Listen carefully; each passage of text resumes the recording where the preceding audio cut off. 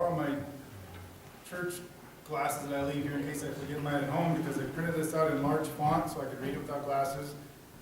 That was the afternoon eyes. The evening eyes need glasses.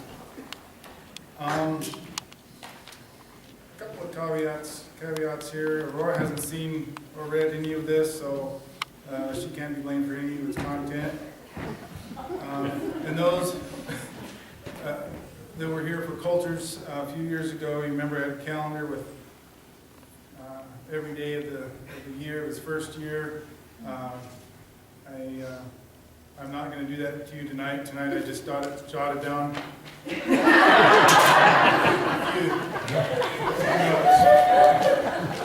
So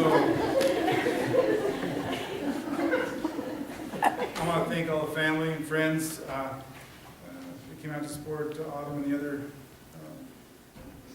young folks tonight. This important endeavor starting in their lives, sharing this evening with us. Autumn Hope Keffler, born in a bathroom, last century, a millennia ago, January 3rd, 1998. When Aurora picked out the name Autumn, she envisioned having a daughter full of poise and grace. How prophetic of a statement that turned out to be. Her middle namesake, by the way, is here tonight. Hope Big is Autumn's great aunt and is a very special Christian lady to many, especially to my family.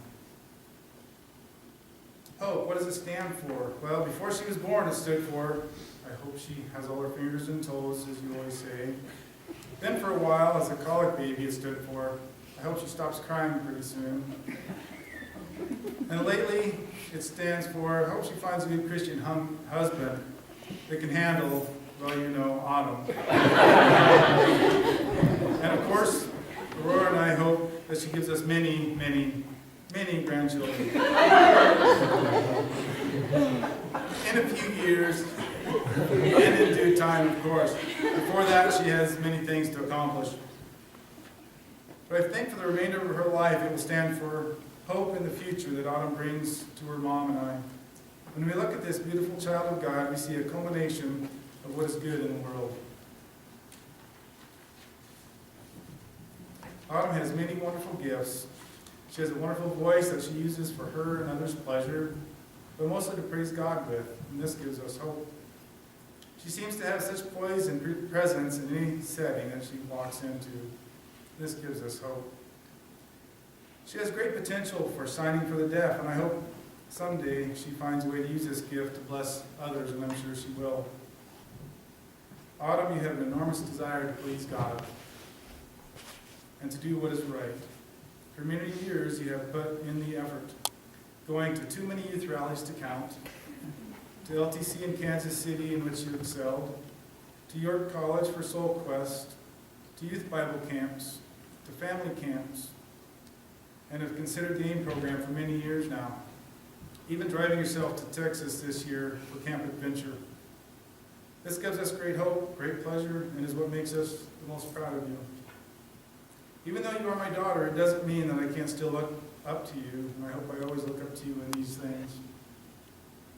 Autumn plans her life around what is important to her. If it's not important, well, it just isn't important. So she doesn't waste her time discussing it. This gives us hope. Autumn, like her mother, can cook. And what I mean by this is whatever is in the fridge or the pantry, and I'm not sure wherever else, she will just start pulling things out and putting them together to make a meal. Now, sometimes the things she puts together were never meant to be put together. But it always seems to turn out fine. She looks through recipes to see something she likes. And like her mother, promptly disregards most of the ingredient list because we don't have any of that. Then starts the substitutions. She may keep the name of the dish, but little else remains that resembles the original dish. A couple days ago, I commented on a meal that she made, that it was cool knowing that no one out of 7 billion people were eating the same thing on earth that we were eating. We were special. Plantains were made into a dough, which was then used to make little muffin-sized corn dogs with sauteed vegetables on the side. Millions of people were having pizza, hamburgers, pasta, rice, but only 3 were having plantain corn dogs. I love that.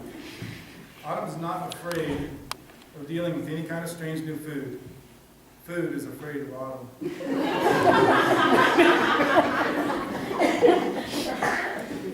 Now, most of you know that even though all these things are true, autumn is still not completely perfect. She can be very extremely stubborn. I can tell you, however, that it isn't all her fault. She doesn't have a chance with having me for a father. Stubbornness can be good, however, when headed down the right path, and by all indications, you are headed down the right path, and this gives us great hope. Autumn, your mother, and I truly thank God for letting us have you for a little while. You have been more than just a daughter. For instance, you have been both a mother and a disciplinarian to me when I needed it. So thank you for that, and I hope that I don't need it much longer. It's so rewarding to see the budding relationship with you and your brother. Let's be truthful. How the relationship between you has bloomed and blossomed and grown. Barely hate each other anymore. Just a little bit, maybe. It's awesome to see you grow closer to each other, and it will bless both of you the rest of your life to have a close sibling relationship. And I'm blessed to see you both have that. And pray that you will continue to carry that through and nourish it. Autumn, one of the things I love about you the most is the relationship that you have with your mother.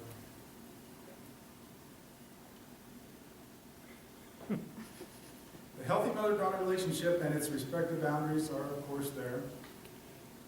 But it goes much deeper than that. There's a true friendship that you have with your mom, very much like the one that she and her mother shared.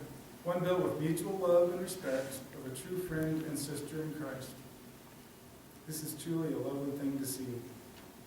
Watching you talk for hours, enjoying your mom's company, fills my heart with joy and gives me great hope. As your parents, we are excited to think of the future that you have before you. There will always be ups and downs and highs and lows. I want you to embrace every minute of it. I want you to look around at everyone here tonight, your family members, your church family, who will always be there for you to lift you out of those lows and to share with you in the highs. Always remember that you are not only important for who you are, but whose you are. Now, go bring hope to the world.